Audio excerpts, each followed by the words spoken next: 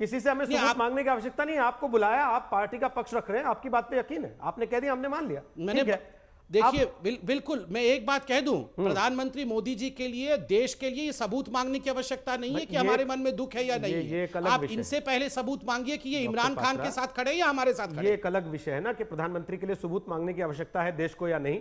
इस समय सवाल यह है कि कांग्रेस पार्टी जो कि मुख्य विपक्षी दल है उसने कुछ सवाल उठाए, आप मौके पर हैं तो हमें लगता है कि आप जवाब दें, इसलिए हमने आपसे जवाब मांग लिया। अब प्रियंका चतुर्वेदी, मैं आपके पास आ रहा हूं।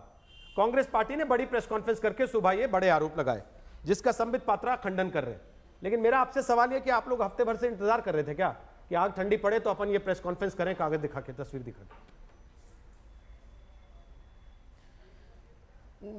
एक तो सबसे पहले आग कहीं भी ठंडी नहीं हुई है, आग अभी भी मनों में सबके कायम है, आक्रोश सभी के मनों में है।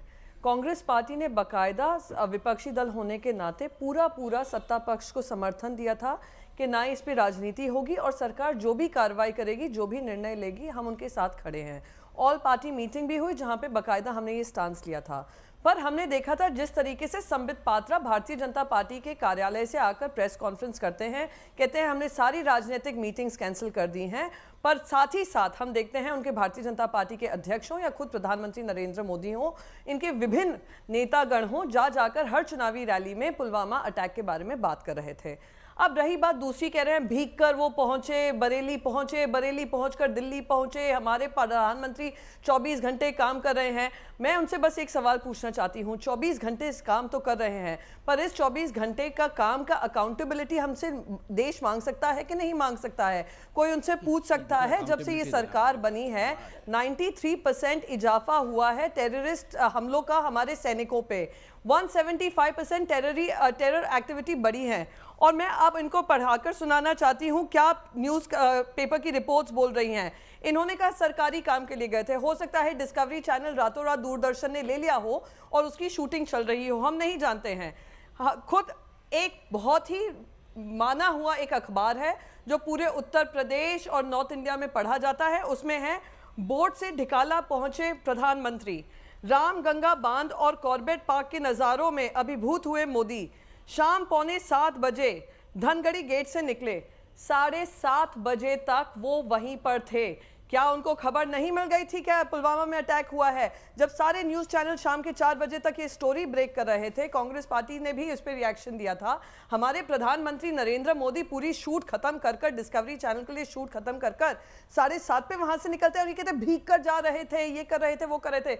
अब ये भी छोड़िए, तीसरा सवाल मैं यहां पर पूछना चाहती हूं भारतीय जनता पार्टी से कि आप हर चुनावी रैली में इस बात की उठाते हैं, मुद्दा उठाते हैं, क्या आपने नेताओं का, अरे शर्म तो आपको करना चाहिए कि एक हमारे टूरिज्म मिनिस्टर शर्म आपको करनी चाहिए देश के साथ जो गद्दारी कर रहे हैं ना, ये जो इमरान खान से पैसे ले लेकर आप लोग बोल रहे हैं, ये जो पाकिस्तान की भाषा में आप बोल रहे हैं, शर्म करो, शर्म। एक शहीद के घर देश की जनता से अपील करता हूं कि इन गद्दारों को जवाब दे, हंसते हुए बार-बार हिंदुस्तान के प्रधानमंत्री शहीद जवान की पूरी उस पे शर्म करना चाहिए, गाड़ी में बैठकर हंस रहे हैं। ऐसे लोगों को छोड़ना भी नहीं चाहिए, ऐसे लोगों को शर्म तो आपको आनी चाहिए। क्या कर झूठ बोलते हैं हमारे प्रधानमंत्री भीग कर दिल्ली पहुंचे हैं, भाई साहब भीग कर नहीं पहुंचे हैं, 7:30 बजे पूरी शूट खत्म करके पहुंचे हैं। और आज देश की आर्मी यही पूछ रही है, 40 जवानों के घर पे, 40 परिवारजनों के घर पे। देखिए मैं किसी के बीच में नहीं बोल रही थी रोहित जी,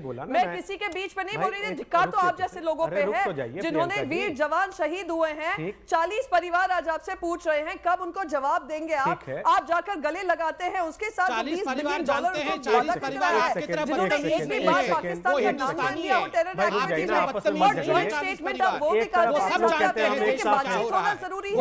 क्या बातचीत आप लोग करेंगे? क्या बातचीत आप पाकिस्तान के साथ करेंगे? और कब हमारे प्रियंका चतुर्वेदी प्लीज क्या मैसेज आप देना चाहते हैं? एक सेकंड रुकिए ना, मैं आप दोनों को एक बात बता देता हूं। मैं आपके बीच में नहीं बोल रही थी, आपकी बहुत सुनिए, स्पष्ट हो गया है। प्रियंका जी मैं मेरी बात शांति तो से सुन सुन लीजिए। रही थी रोहित जी इनकी पूरी प्रियंका जी बात। मैं मान रहा हूं कि आप बीच में लेट कर रहे हैं। हम अपना पक्ष रखते हैं, ये बीच बीच में चीखते चिल्लाने लगते हैं। अब मैं आप एक सेकंड रुक तो जाइए, मैं केवल एक चीज आप लोगों को बता देना चाहता हूं, हालांकि आप लोग जानते हैं फिर भी बता देना चाहता हूं। अब दुनिया बहुत छोटी हो गई है। संबित पात्रा जी, प्रियंका जी, अजय आलोक जी, घनश्याम जी, आप सब लोग इस बात को अच्छे से जानते हैं कि सैटेलाइट के जरिए सारी दुनिया यह देखती है कि भारत के चैनल्स पे क्या चल रहा है। आधी रात को पाकिस्तान के प्राइम टाइम में ये पूरा जो दोनों आपकी बातें वो निकाल के चलाया जाएगा और ये कहा जाएगा कि देखो ये हिंदुस्तान जो हमें बताता है कि हम तुमको नेस्तनाबूद कर देंगे, इसकी दोनों राजनीतिक पार्टियां, सत्ता पक्ष और विपक्ष, कैसे एक दूसरे के साथ बिहेव करती हैं, कैसे एक दूसरे के साथ बात करती हैं। तो मैं आप दोनों से रिक्वेस्ट कर रहा हूं, एक एक करके अपनी बात रखिए, दूसरे के बीच में ना बोले कोई। संबित जी वो आपके बीच में नहीं बोली थी, तो आपसे भी उम्मीद करता हूं कि आप उनके बीच में ना बोले, अच्छा नहीं लगता ऐसे मौके पे कम से कम अगर आप दोनों ये दावा कर रहे हैं कि हम शहीदों के परिवारों के साथ हैं, हमारी संवेदनाएं उनके साथ हैं। प्रियंका जी आपने सारी बात इससे शुरू की कि आग ठंडी भी नहीं हुई है। अभी जब आग ठंडी नहीं हुई है तो आप लोग क्यों गर्म हो गए? आप लोग थोड़ा रुक नहीं सकते क्या? यहाँ पर मैं एक सेकेंड, क्योंकि मैं बताती हूँ क्यों, मैं बताती हूँ क्यों। आपने आज तक ने 24 घंटे पूरा, जब जवान हमारे जो शहीद हुए थे उनके परिवारजनों से बातचीत की, 40 परिवार एक ही बात कह रहे थे, हमारा एक बेटा तो शहीद हुआ है, हम दूसरे को भी बॉर्डर पे डालने को तैयार है, पर पाकिस्तान को मुंह तोड़ करारा जवाब देना जरूरी है। मोदी जी ने 56 इंच की बात की थी, कोई कार्रवाई करेंगे ये हमारी उम्मीद है।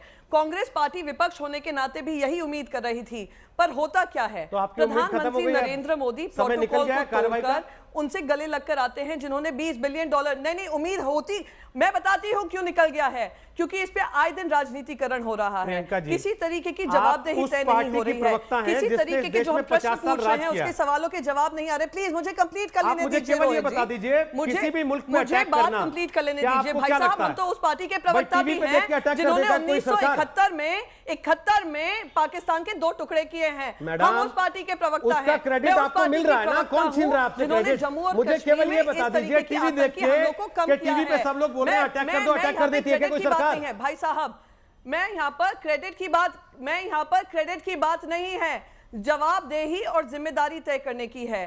क्या प्रधानमंत्री नरेंद्र मोदी जी ने कुछ भी इन्वेस्टिगेशन किया कि इस तरीके का इतना बड़ा इंटेलिजेंस आपने तो किया ना, आपने कह दिया so called home ground terrorist, आपने किया ना इन्वेस्टिगेशन, आपने कह दिया कथित तौर पे भारत का आतंकवादी, कांग्रेस की सरकार कैसे कहा आपने कथित तौर पे भारत का आतंकवादी? पूछना चाहती हूँ, अब मुझे बात कंप्लीट तो करने दीजिए।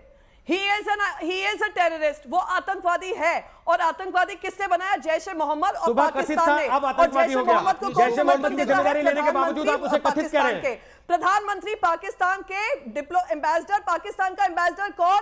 मोहम्मद बिन सलमान। मोहम्मद बिन सलमान को गले कौन लगाता है? नरेंद्र मोदी। नरेंद्र मोदी जी जॉइंट स्टेटमेंट भी निकालते हैं जहां पे पाकिस्तान का एक भी बार जिक्र नहीं होता है, बकायदा ये कहा जाता है कि पाकिस्तान से डायलॉग होना, कंपोजिट डायलॉग और कंड्यूसिव एनवायरनमेंट बनाना जरूरी है। ये तो हमारे नरेंद्र मोदी के 56 इंच करने वाले, सीना करने वाले, आज उनसे जवाबदेही नहीं, ठीक है ना, रुक जाइए, जवाब लीजिए, आपको कोई रोक नहीं रहा।